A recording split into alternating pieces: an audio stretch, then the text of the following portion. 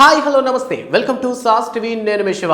ఈ మధ్య ఎవరెవరి కాంపోలు పడుతున్నాయి అర్థం కావట్లేదు. సడన్గా ఒక పెద్ద డైరెక్టర్ పెద్ద హీరోతో చేస్తాడు, సడన్గా ఒక పెద్ద హీరో చిన్న డైరెక్టర్తో చేస్తాడు, ఓ చిన్న డైరెక్టర్ పెద్ద హీరోతో సినిమా చేయాలనుకుంటాడు. లైక్ ఈ వర్షంలో పోతున్నటువంటి సమయంలో ఈ మధ్య ఒక కొత్త కాంబో అయితే బయటపడింది అనమాట. సో జాతి రత్నాలతో మనందరినీ వేరే టైప్ ఆఫ్ ఎంటర్టైన్మెంట్ జోన్లోకి తీసుకెళ్ళినటువంటి అనుదీప్ కేవి అండ్ అలానే హీరోస్లో ఓన్గా బయటకు వచ్చి తన టాలెంట్ని ప్రూవ్ చేసుకున్నటువంటి విశ్వక్సేన్. సో ప్రెసెంట్ వీళ్ళిద్దరు కలిపి ఒక మూవీని అయితే చేయబోతున్నట్లు సోషల్ మీడియాలో ఒక వార్త వైరల్ అయిపోతుంది. సో 14 Wheels ఎంటర్టైన్మెంట్ బ్యానర్ మీద ఈ సినిమా నిర్మించబోతున్నారు అనేటటువంటి టాక్ అయితే వినిపిస్తోంది. మరి ఇప్పటికి మనం కానీ చూసుకున్నట్లయితే ఆఫ్టర్ జాతి రత్నాలు సినిమా తర్వాత మనకి మ్యాడ్ సినిమాలో మాత్రమే అనుదీప్ కనబడడం జరిగింది. అండ్ దాని తర్వాత చూసుకున్నట్లయితే మన కల్కి సినిమాలో అలా కనిపించి క్యూ అంటాడు అనమాట.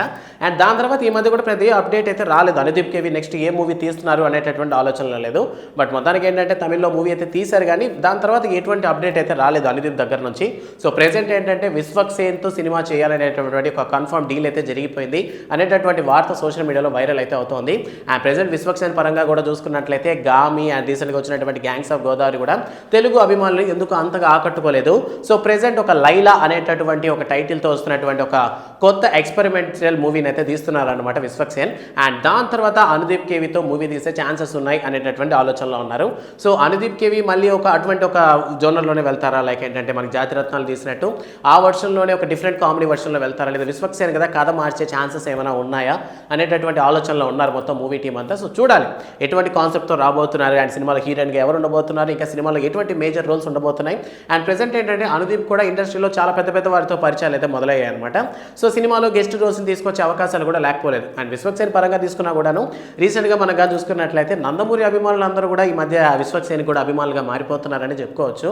సో కాంట్రవర్సీ కాదు, కానీ ఎందుకో విశ్వక్సేన్ ఎన్టీఆర్గా అభిమానం అవ్వటం, సో దానివల్ల ఏంటంటే ఎన్టీఆర్ ఫ్యాన్స్ అందరూ కూడా విశ్వక్సేన్ ఇష్టపడడం, సో లైక్ ఈ విధంగా నడుస్తూ పోతోంది. సో ప్రెసెంట్ విశ్వక్సేన్ మూవీస్ కూడా ఒక మంచి మార్కెటే ఉంది.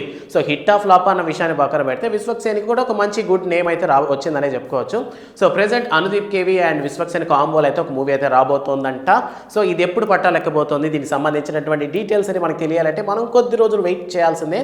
సో ఈ కాంబో మీద మీ ఒపీనియన్ ఏంటి అన్న విషయాన్ని కామెంట్ సెక్షన్లో చెప్పడం మర్చిపోవద్దు. వీడియో నచ్చితే లైక్ చేయండి and don't forget to subscribe sauce TV. Thanks for watching.